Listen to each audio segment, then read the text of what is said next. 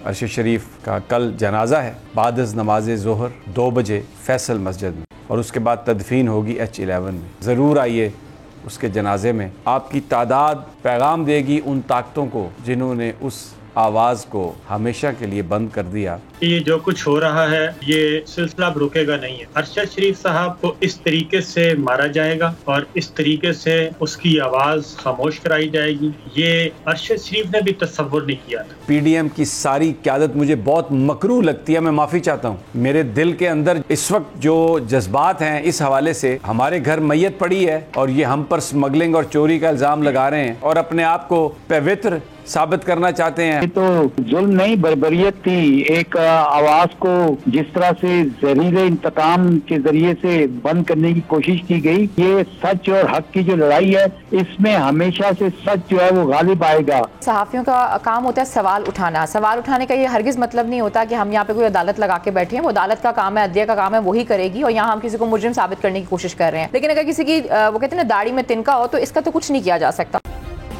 Subscribe करें और bell दबाएं ताकि कोई खबर रह न जाए।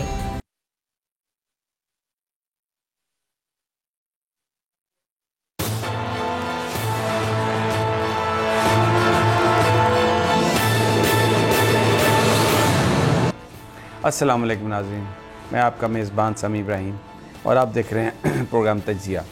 मेरे साथ हैं हमारी को एंकर अलीना इलियास, और हमें लंदन से ज्वाइन किया है जनाब साबिर शाकिर ने, मेरे पुराने कुलीग ARY में। उनके साथ हमने 3 साल प्रोग्राम किया।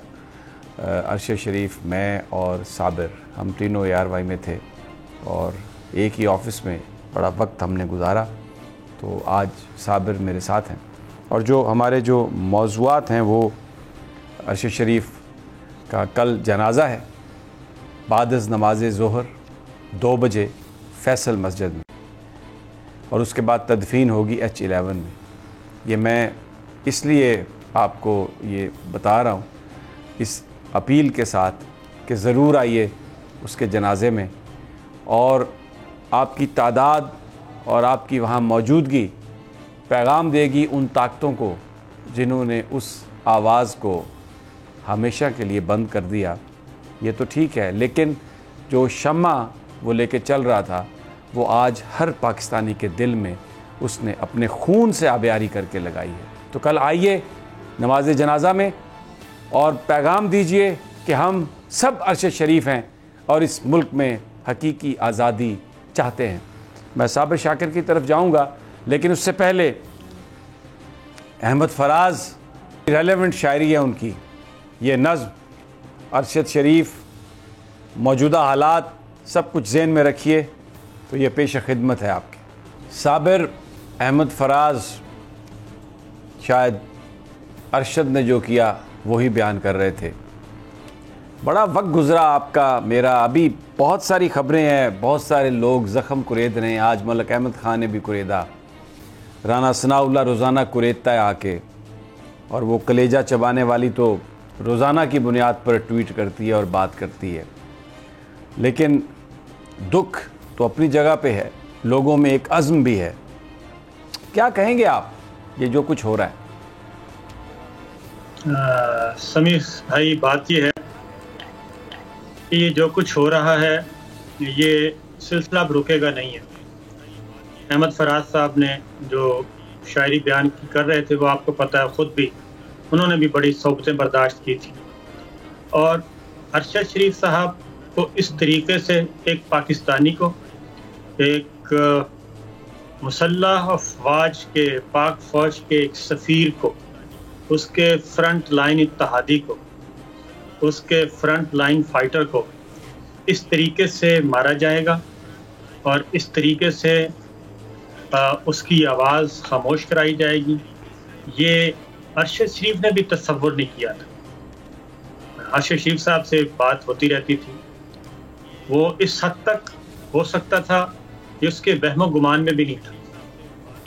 बात यह है कि सिलसिला शुरू हुआ, पूछा जाता है, एक बात पूछी जाती है कि अरशद शरीफ साहब डाइवर्ट करने की कोशिश की जा रही है। असल सवाल है कि अरशद शरीफ साहब को किसने मारा, क्यों मारा, बैनर कौन था, और वो केनिया क्यों गए, और केनिया जिसका नाम ही ना आपने कभी तसव्वुर किया होगा कि आप केनिया जाएंगे, ना मैंने कभी तसव्वुर किया तो वो केनिया जाएंगे।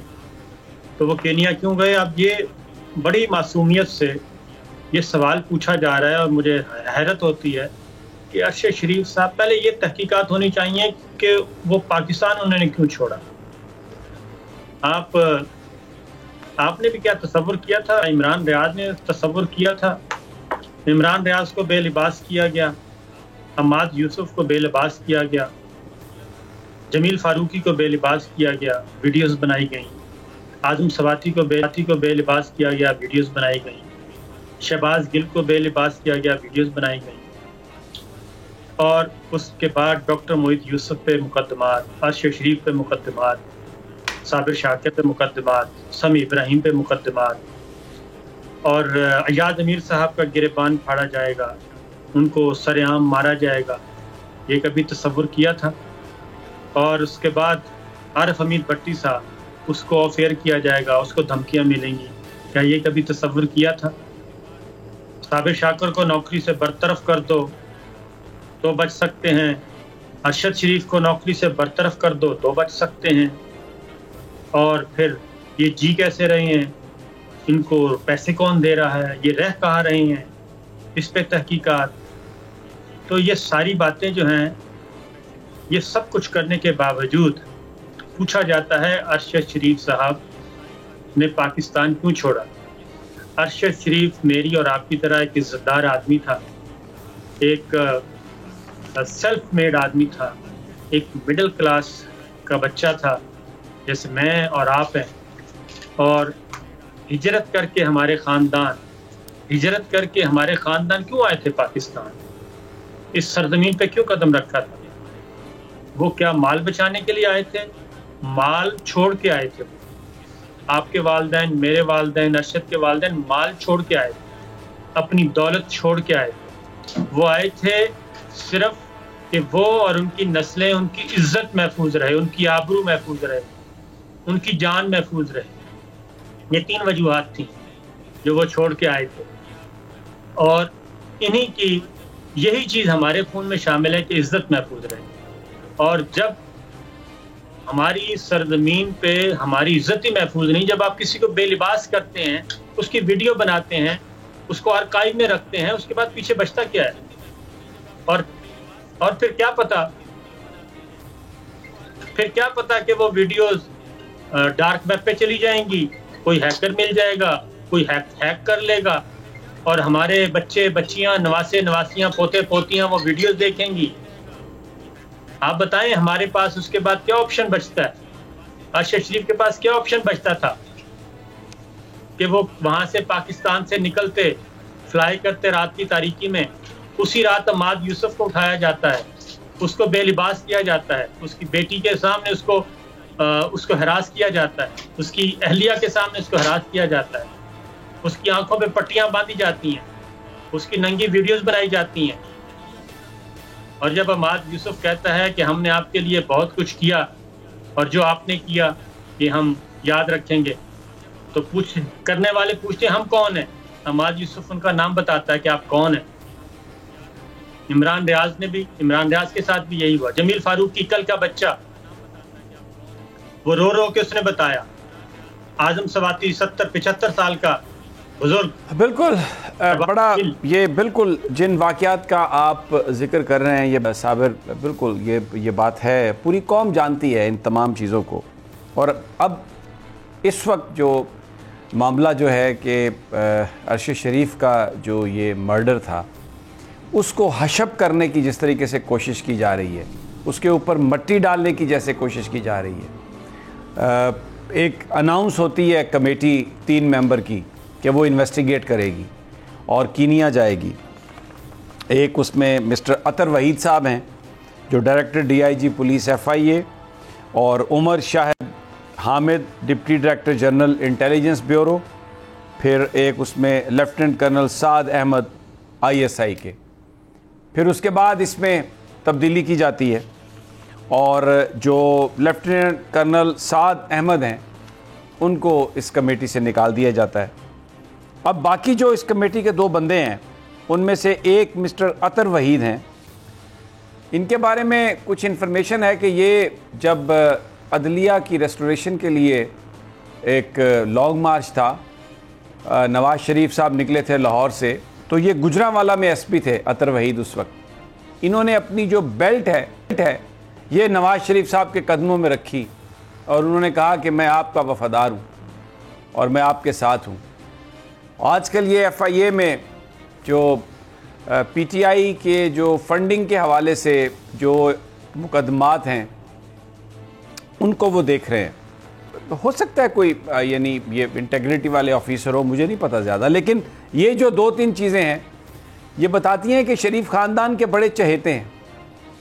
और शरीफ ख़ानदान अरशद शरीफ के बारे में क्या सोचता है उसमें आप ये देख लें कि मरियम नवाज़ साहबा का कल का जो ट्वीट था, रीट्वीट जो उन्होंने किया, इतनी ज़्यादा उन पर उनको बुरा भला कहा गया तो भी उन्होंने कोई माजरत नहीं की। रात में बस वो जो ट्वीट था वो डिलीट हो गया, अपना काम पूरा किया उन्होंने। अब सवाल यहाँ पर ये पैदा होता है कि आज जनाब शहबाज शरीफ साहब सऊदी अरब गए हुए हैं, वहाँ पर बैठ के ट्वीट कर रहे हैं कि जनाब ये इमरान खान साहब जो हैं ये अरशद शरीफ की जो हलाकत है, वो तो इसको हलाकत कहेंगे, हम उसको शहीद मानते हैं, उसका सियासी फ़ायदा उठाने की कोशिश कर रहे हैं। और इस मामले को यानी जैसे कहते हैं ना चौधरी शुजात साहब के मिट्टी पाने के लिए बड़ी जल्दी ये सब काम किया जा रहा है। तो क्या ये बताता है आपको कि ये तहकीकात करने की बजाय ये क्या पाकिस्तान के लोगों को इतना अहमक, इतना बेवकूफ़ समझते हैं कि जो कुछ ये कर रहे हैं पाकिस्तान के लोग उस पर यकीन कर लेंगे? साबिर, पाकिस्तान के लोग बिल्कुल यकीन नहीं करेंगे।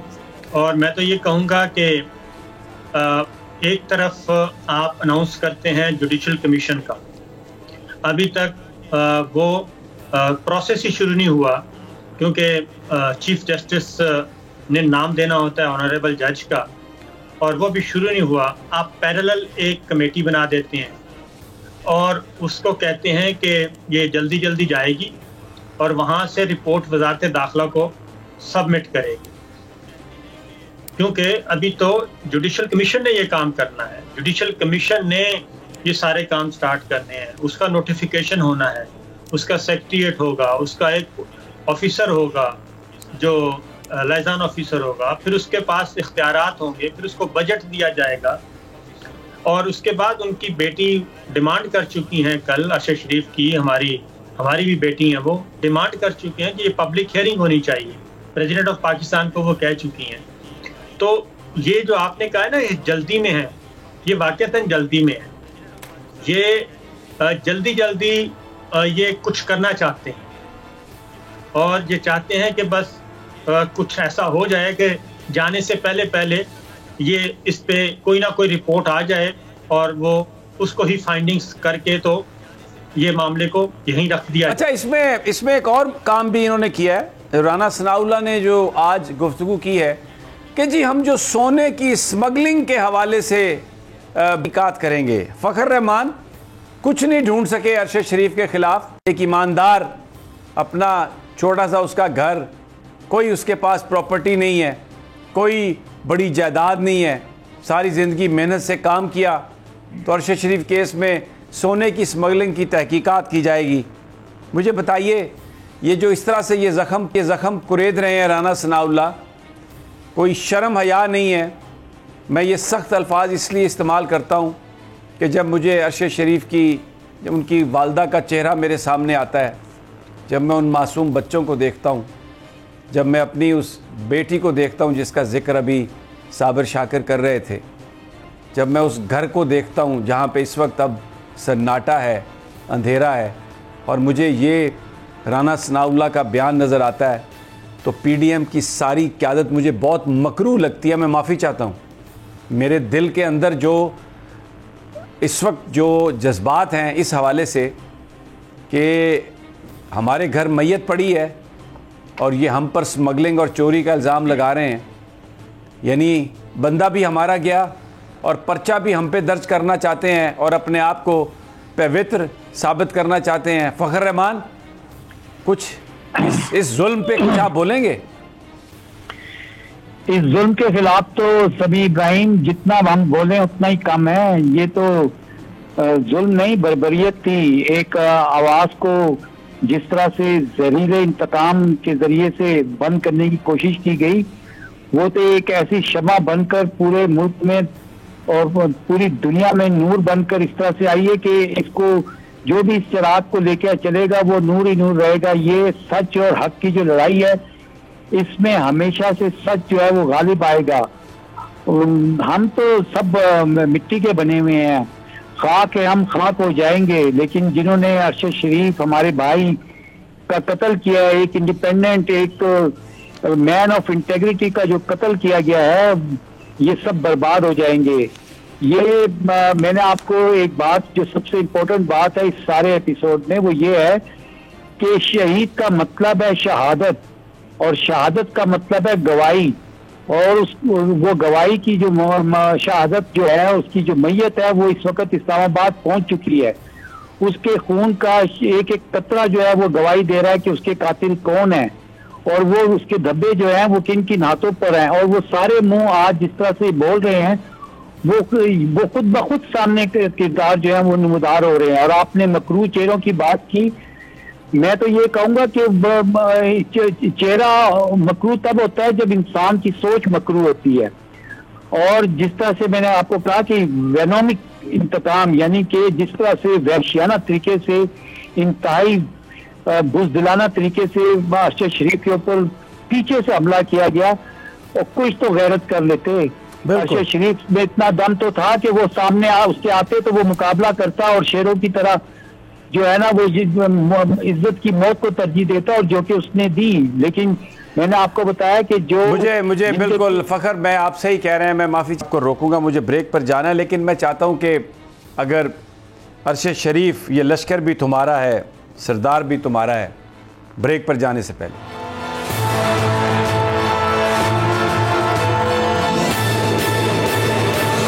आप सुन रहे थे अरशद शरीफ को। इस आवाज़ को ज़ालिमों ने हमेशा के लिए बंद कर दिया, लेकिन जो मैसेज ये आवाज़ दे गई वो इस वक्त पूरा पाकिस्तान बोल रहा है। और वाक़तन हकीकत में हर घर सोगवार है, और हर घर जो अरशद कह रहा था उसके साथ खड़ा है और वही बात कर रहा है। साबिर, आज मलिक अहमद जो वज़ीर आज़म के एडवाइज़र हैं, उन्होंने एक बात कही। इससे पहले राना सनाउल्लाह ने भी कहा कि सोने की तहकीकात की, स्मगलिंग की तहकीकात करेंगे। लेकिन मलिक अहमद ने जो कहा, आइए ज़रा आपको वो सुना देते हैं। किसी ने भी अभी तक कोई किसी की तरफ फिंगर पॉइंटिंग नहीं की। हर बंदा ये बात कर रहा है कि आप इसकी तहकीकात होनी चाहिए कि कौन से हालात थे कि अरशद शरीफ को यहाँ से जाना पड़ा। इमरान रियाज़ हो या मैं हूँ और भी, मैंने किसी आदमी को किसी तरफ कोई अभी ऐसा इशारा करते नहीं देखा कि किसी इदारे की तरफ उंगलियां उठी हों, क्योंकि कोई भी स्पेकुलेट नहीं करना चाहता। ये इदारे भी हमारे हैं, ये मुल्क भी हमारा है। ये मलिक अहमद साहब कुछ थोड़ा सा उसमें तड़का डाल के तो बात ये इस तरह से कर रहे थे। और ये मैं इस कॉन्टेक्स्ट में बात कह रहा हूँ कि क्योंकि GSQ ने ये कहा कि हुकूमत उन लोगों को पकड़े जो इस हवाले से क्या सराहियाँ कर रहे हैं। तो जो मुझे समझ आई ये देख के कि शायद वफाकी हुकूमत कोई एक पर्चा, कोई नई FIR इस हवाले से काट कर, जैसे पहले FIA की इंक्वायरी शुरू हुई थी, अब कोई और उसमें डाल के तो मज़ीद कोई गिरफ़्तारियों का प्रोग्राम बना रही है। ये तहकीकात में इंटरेस्टेड नहीं है, लेकिन सिर्फ इस तरह की गुफ्तगू करके तो मज़ीद कुछ गिरफ़्तारियाँ, मज़ीद दबाव, ये समझते हैं कि शायद इस तरह डराने धमकाने से ये आवाज़ें खामोश हो जाएंगी। क्या कहते हैं साबिर शाकिर, आपको नहीं लगा ऐसे? किसी ने तो कोई फिंगर पॉइंट की ही नहीं अभी, क्योंकि ये तो सारी की सारी स्पेकुलेशन है अभी। देखिए, बात यह है कि अगर तो आप खुद डाइवर्ट करेंगे, डाइवर्जन में डालने की कोशिश करेंगे, तो फिर काउंटर नैरेटिव आएगा, काउंटर आर्गूमेंट आएगा। अगर आप तहकीकात को प्योरली खालिसतन मेरिट पे रखेंगे और उसमें किसी किस्म की उजलत नहीं दिखाएंगे, और उसको, अभी तो TORs नहीं बने, अभी तो TORs बनने हैं। मैं कह रहा हूँ कि जुडिशल कमीशन अभी तक हमारे वजूद में नहीं आया, ऑनरेबल जज नॉमिनेट नहीं हुए, सेक्रेटरीट कायम नहीं हुआ, बजट अप्रूव नहीं हुआ। इस सारी चीज़ों के जब अप्रूव नहीं हुआ, TORs बनने हैं, उसने अपना जो ऑनरेबल जज नॉमिनेट होंगे, अगर वो होंगे तो उन्होंने आके ये सारा काम करना है और उन्होंने आके ये सारी चीज़ें आगे लेके बढ़नी हैं, TORs बनाने हैं, TORs की फिर अप्रूवल होनी है। तो ये सब कुछ जब हुआ ही नहीं तो आप खुद डिक्टेट करना शुरू कर दें कि नहीं, पहले ये मलिक अहमद साहब, इन्होंने पहले इमरान रियाज की गिरफ्तारी पे भी बहुत बड़ी मुल्तान में इमरजेंसी में प्रेस कॉन्फ्रेंस की थी और उन्होंने कहा था कि पता नहीं उनके पास कितने दौलत के अंबार लगे हुए हैं। और वो ये मलिक अहमद खान साहब वही हैं। और मलिक अहमद खान साहब को मैं ये कहूँगा कि आप बिल्कुल हैं, बहुत अच्छे हैं, नहीं दोस्त हैं हमारे मलिक अहमद, मेरा और इनका वो जो हमारे वो एडिटर हैं उसके अखबार जो है, मैं नाम उसका मेरे ज़हन से निकल गया, काजिम, ये और मैं हम बड़े कॉमन फ्रेंड हैं, हमारी बड़ी मुलाकातें हैं। लेकिन उन्होंने खैर बड़ी शफकत फरमाई, उन्होंने कहा कि मैं उन्हें जानता हूँ, लेकिन फिर भी उन्होंने कहा कि ये अच्छा, आगे जाके वो कहते हैं कि वो कहते हैं there are a few people who are on the payroll of a political party. मतलब कि अब हम किसी सियासी जमात के पेरोल पर भी आ गए। मैं आपको बताता हूँ कि मलिक अहमद खान साहब खुद नहीं बोल रहे थे, वो बहुत अच्छे इंसान हैं। मैं नहीं बोलता, मेरा भाई बोलता। हाँ, इमरान रियाज के खिलाफ जो प्रेस कॉन्फ्रेंस भी की थी वो भी मलिक अहमद खान ही बोल रहे थे, आज भी मलिक अहमद खान नहीं बोल रहे थे। तो मैं मलिक अहमद खान साहब से सिर्फ ये कहूँगा कि हमने भी इधर ही रहना है, आपने भी इधर ही रहना है। Don't do that. तो आप जी, आपने सिर्फ उतना बोलें जितना आप सही समझते हैं। डिक्टेशन ना लें, क्योंकि डिक्टेशन लेने का कोई फायदा नहीं। अच्छा, मैं क्योंकि ब्रेक पर जाना है तो मैं ना, अलीना बड़ी आपको पता खातून है और बड़ी देर से खामोश बैठी हैं, तो अलीना व्हाट डू यू से, ये जो समीर साहब, ये जो अभी अहमद साहब ने बात की है, बस मैं इतना कहना चाहूँगी कि सहाफ़ियों का काम होता है सवाल उठाना। सवाल उठाने का ये हरगिज़ मतलब नहीं होता कि हम यहाँ पे कोई अदालत लगा के बैठे हैं। वो अदालत का काम है, अदलिया का काम है, वही करेगी, और यहाँ हम किसी को मुजरिम साबित करने की कोशिश कर रहे हैं। लेकिन अगर किसी की वो कहते हैं ना दाढ़ी में तिनका हो, तो इसका तो कुछ नहीं किया जा सकता। और इससे पहले भी मलिक अहमद साहब, क्योंकि मैं भी इनको बड़े अच्छे तरीके से जानती हूँ, बड़ी हम्बल पर्सनैलिटी है इनकी, लेकिन इससे पहले भी जो प्रेस कॉन्फ्रेंस जिसका जिक्र भी अभी साबिर शाकिर साहब ने किया, उसमें बड़े सख्त अल्फाज का वो जो है ना वो सहारा लिया गया। और इससे इनडायरेक्टली जो अभी आपने बात की है, शायद मजीद केसेस और खुदा ना खास्ता शायद आगे भी कोई चीज़ें ये करें, तो ये जो चीज़ें हमें नज़र आती हैं। बिल्कुल बिल्कुल। तो ये बुनियादी तौर पर जो हुकूमत है, बेसिकली मैं तो पहले दिन से मेरी ये पोजीशन है कि ये हुकूमत जिस तरीके से काम कर रही है, इसका मकसद जो है पाकिस्तान के इदारों को बदनाम करना, ख़ुद इनका अपना मकसद है। और इसीलिए ये चीज़ें इस तरह डायरेक्टेड और इस तरह ये लेके आ रहे हैं कि जैसे साबिर शाकिर ने कहा कि काउंटर नैरेटिव या नैरेटिव जो भी हो, उसमें किसी न किसी को वो इम्प्लीकेट कर लें। लेकिन हम पहले भी ये कहा और अभी भी हमारी ये पोजीशन है कि हम किसी इस हवाले से कोई स्पेकुलेशन नहीं करना चाहते। और मुझे तो इस किसी इन्वेस्टिगेशन पर कोई यकीन नहीं है। अवाम पाकिस्तान के वही इसकी तहकीकात करेंगे, और वो तब तहकीकात हो सकती हैं जब हकीकी तौर पर यह मुल्क आज़ाद हो, हकीकी नुमाइंदा अवामी हुकूमत हो। वो तमाम जो मुजरिमीन हैं पाकिस्तान के, उनको भले वो पाताल में भी होंगे, ढूंढ कर ले आएगी और फिर यौम हिसाब होगा। एक छोटा सा वक्त।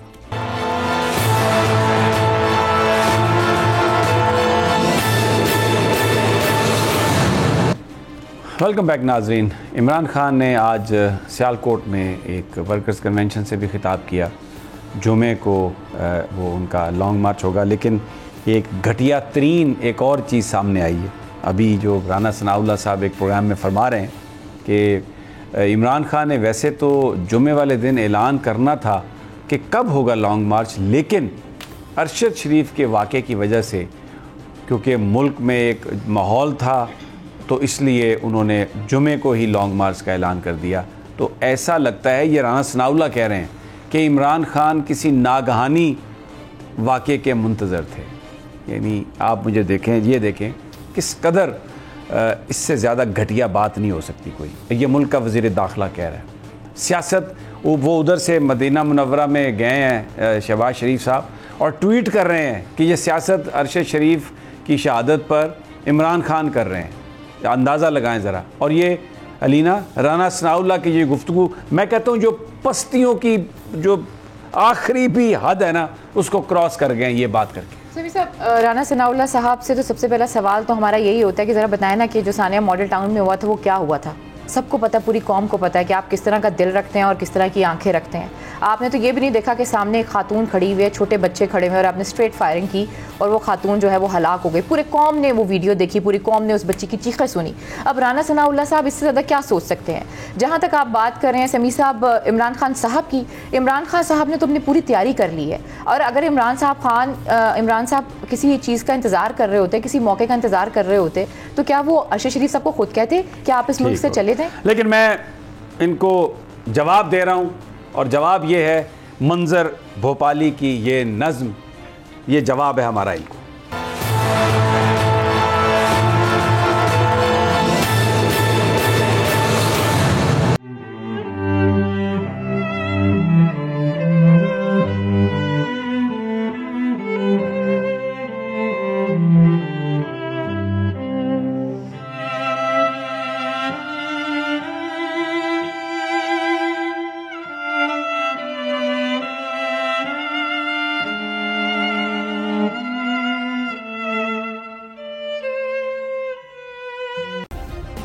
सब्सक्राइब करें और बेल दबाएं ताकि कोई खबर रह न जाए।